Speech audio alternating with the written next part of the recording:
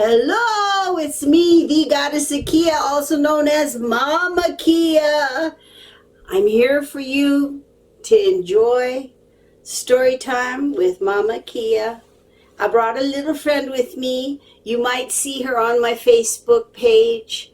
This is Baby Beamer. She's ready to say hello to you. Are you ready to see Baby Beamer? Because she's pretty magnificent. So here we go.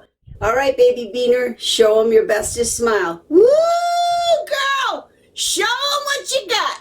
Show them what you got. There you go. Beam it to him. Beam him to him. Baby Beamer is saying that right now she kind of feels like the mirror in Romper Room because she's showing me all these individuals here and on the other side through dimensions and veils that are present.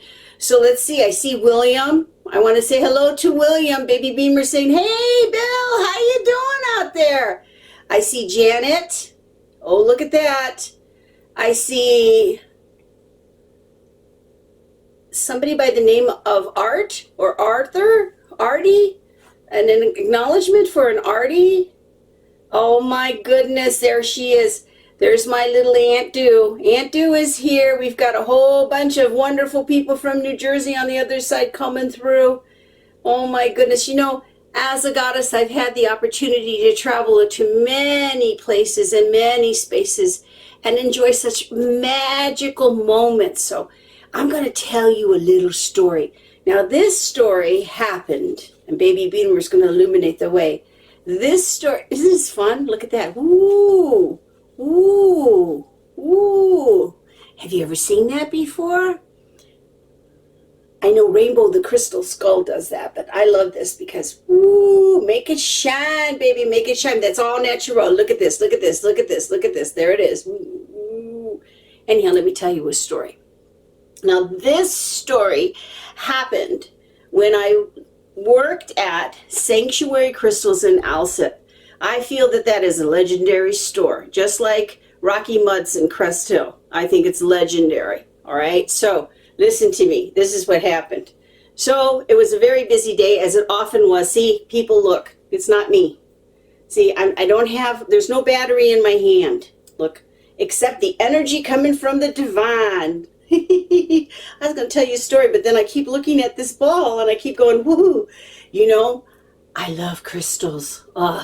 This one, this Baby Beamer, literally came from the Earth Love Gallery that was in, I believe it was Golden, Colorado. I think Bob Jackson was the owner. And the minute I walked into that store, this beautiful crystal just said, Kay, there you are, buddy, come take me. And here she is. She came and she's in my home. Anyhow, I used to work, I'm going to put her down for a minute. I know some of you want to keep looking at her. Oh, an acknowledgement for Carol and Caroline. I see Jimmy, like somebody saying, Jimmy. I see Linda. I see Anna. I see Toby. Somebody by the name of Toby. Here we go. Boop. There it is. Okay, so let me tell you this story. So I worked at Sanctuary Crystals in Alsip. As I said, it was a legendary store. And I was really booked to the nines. And so at Sanctuary, I love Sanctuary because Ed was the owner. Ed and Sue were there. And Ed was the owner. And he always kept me on task. You know, you got to be on time. You got an appointment, you stick with it. If it's 15 minutes, you stay 15 minutes. You don't go to 16, you stay to 15. I mean, he really, I'll tell you something. He really taught me a lot about how to be a professional. How to be professional, because I'm not dime store, okay? I am not dime store, although I do like Maybelline, okay? So anyhow, here's what happened. So it was a very busy day, and I came out of the Bat Cave. That's what I would call the place that I was doing the reading. I call it the Bat Cave, okay? And the thing is the walls were thin, so even if I closed the door, I think everybody in the store could hear everybody's reading. And I had finished it. I came out, and as I came out, I had some time for a break. I was tired, you know? And I'm walking around the store, and there was this man. He was following me around. He had a book in front of his face like this, and he kept going like this. And he followed me around the store. So I thought, oh my gosh, I don't know what to do. He wore a janitor's uniform. And then I believe it was Sarah called me from behind the front desk and said, okay, Kia, it's time for your next appointment, or however she did it. Your next appointment's here.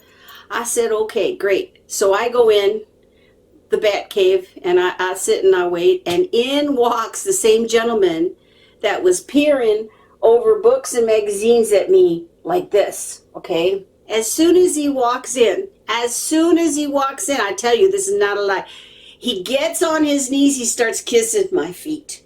Kissing my feet. Now listen, anyone who knows me knows I love flip-flops. So I was wearing flip-flops at the time. You know, they were sparkly and beautiful.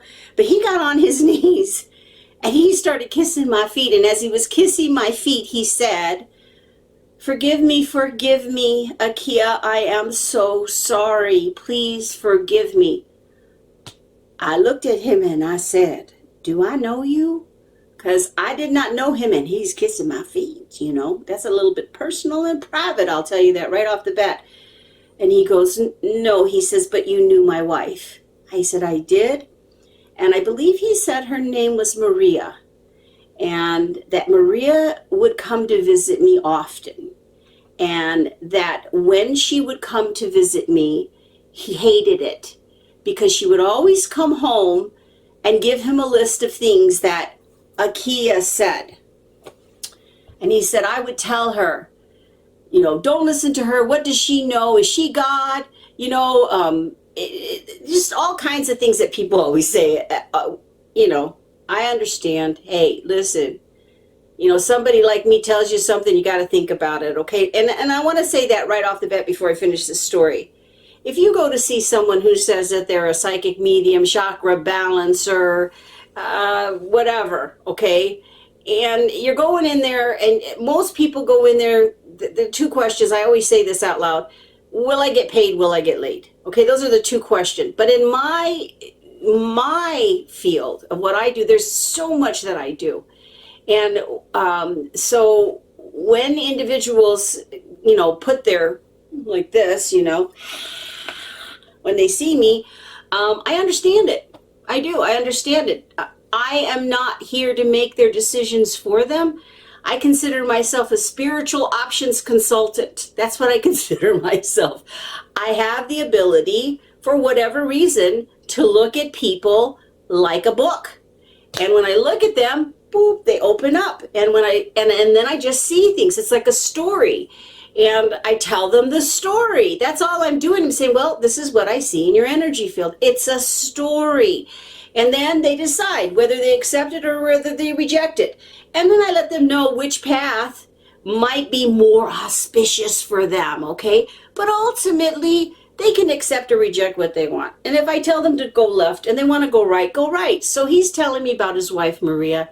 And he said, he goes, I got so tired of her coming home, paying you money to tell me her list. So one day, he says, she comes home and she says, Akia told me that we need to take our family dream vacation before March of next year.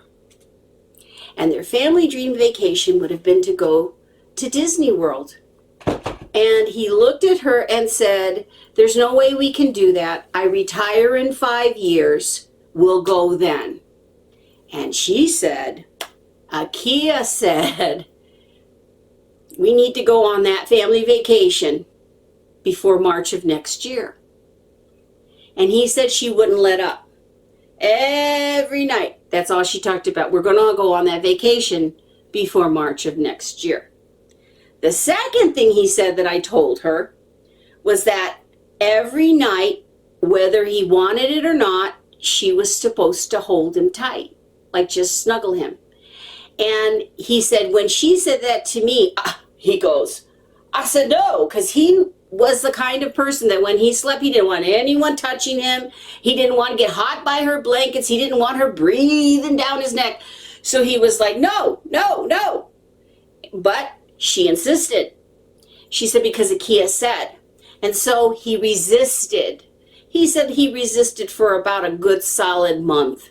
And then he finally said he couldn't fight it anymore, so he let her go ahead and lean in. I thought that was funny.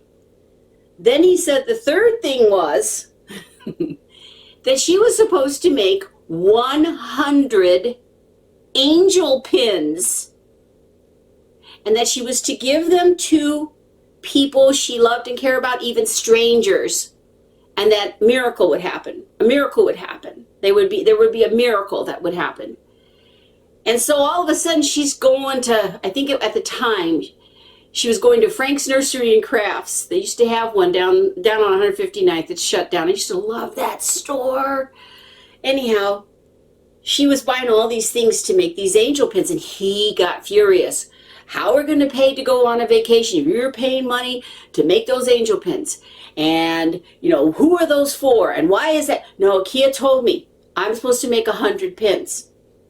And she did it. So finally, she kept hounding him. He said, you know what, Kia? After a while, I just said, okay, fine, we'll take that vacation. He said, you know what I did? We remortgaged the house. We remortgaged the house. I think it's called refinancing. So he said, we did that. And he said, we went on the vacation of our life. We took our entire family. We went to Disney World, and we had a ball. And he said, Kia, I've never been happier in my life. I've never seen her happier in our entire lives. And he says, and then we get home. And now she's tired, he says. Now she's tired. And I told her, he said, not me, he told her, well, it's because you're too fat. You got to lose some weight. You got to get out there and exercise. She says to him, you're right, I will do that. So she proceeds to exercise and work out and watch her food and stuff, and she's still getting more and more tired. So finally, she went to the doctor. Now, this was about a month after they had gone to Disney World. And the doctor found that she was in stage 4, I believe it was cancer. And the family was shocked. And he then dropped to his knees again and started kissing my feet again. And he said, Kia, he said, she told me before she died, she said, if you want to talk to me, you got to go see a Kia. You got to go see, promise me. And he said, Kia, I promised her, but I want you to know I hated you. I hated you, Akia. I hated that she was doing everything that you said, like you were some kind of a boss. Listen, I'm not the boss of anyone. I'm the boss of me. You're the boss of you, okay? And that's what I want to tell you. Don't let anyone that is in a position like I am in to manipulate you and tell you, okay, give me $1 million and I'll save your soul, okay? That's what Jesus was for, Muhammad, everybody else, okay? You save your own soul. You save your own soul. The divine treasures you. The divine treasures you. So anyhow, he was kissing my feet, and he said, Kia, that's why I'm here. I miss her so much. I miss her so much. Kia, I have to tell you. I have to tell you. He was crying. He was bawling his eyes out. He said, we didn't have 5 years to wait to go on that vacation, Kia. And if you hadn't told her that, we wouldn't have had that moment of great happiness. He said, I have pictures of her smiling. I have pictures of my children holding her close. I laughed so hard, I felt like I was a kid again.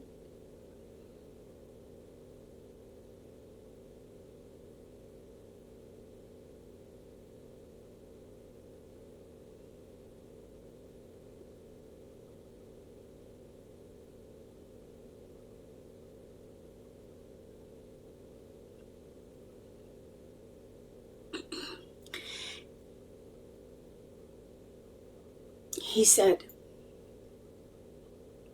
Akia, I would do anything for her to hold me again. I would do anything for her to lay next to me and just touch the top of my head. And he said, those pins, Akia, at her wake and funeral, there were 100 angel pins in the audience. And every single person came up to tell him the kind and loving miracle she was in their lives.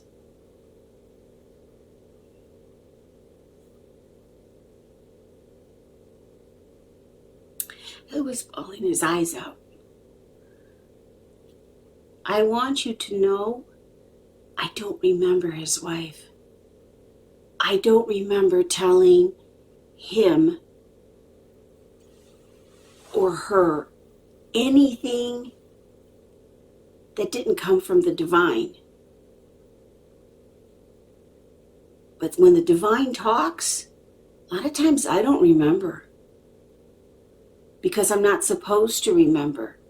Because I'm the messenger. I'm a tape recorder turned on. I'm a microphone. I'm a speaker. That's all. So anyhow, he says, can you just get a hold of her for me? Can you talk to her? Can you tell her I'm sorry? Can you tell her I love her? Can you tell her I would do anything for her to hold me? So I closed my eyes. And when I closed my eyes, I saw this beautiful white sheet unfold in front of me.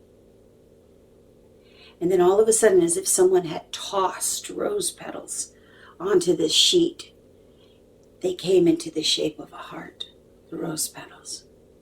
So I said it to him. I said, I see a white sheet and I see rose petals in the shape of a heart on the white sheet. And he burst out into tears to the point that I felt he was going to hyperventilate. We might have had to call 911.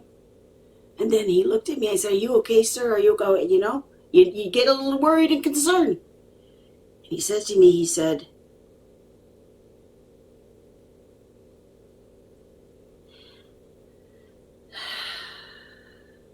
they took my wife out of her room for tests. And I asked the nurse for a clean white sheet. I put it on her hospital bed. And then I took rose petals and I arranged them on the bed in the shape of a heart, so that when they wheeled her back into the room, I carried her and laid her on the bed. She was so weak. And I laid next to her, Kia. And I held her close. She wasn't breathing right. She was so weak. And we fell asleep. When I woke up, she was dead in my arms on the sheet with the rose petals shaped in the pattern of a heart. His whole countenance changed. He was like Baby Beamer, man. He all of a sudden went, wah! And he had the biggest smile on his face. And he said, I know she knows I love her. Oh, thank you, Akia. Thank you, thank you, thank you, thank you, thank you. This man kissed me. He kissed me here. He kissed me. He just loved me.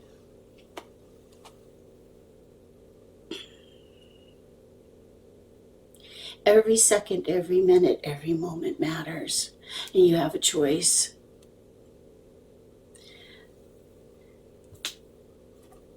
You can spend the day touching this, or you can spend the day touching this. This is the best divine communication you could possibly ever imagine. Now, I'm not saying that happens all the time, but that's just one of those Mamakeeya stories.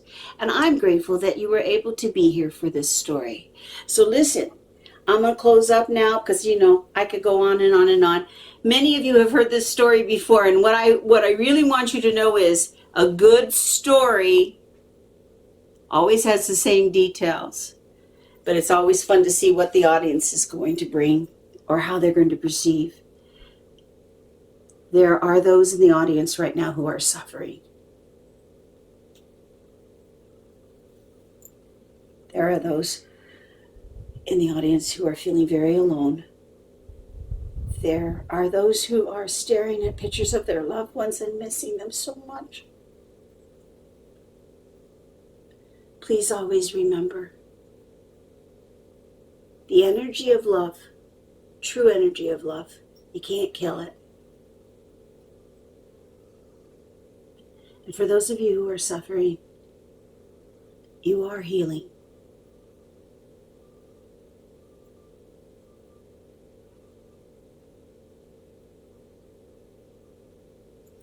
Aloha.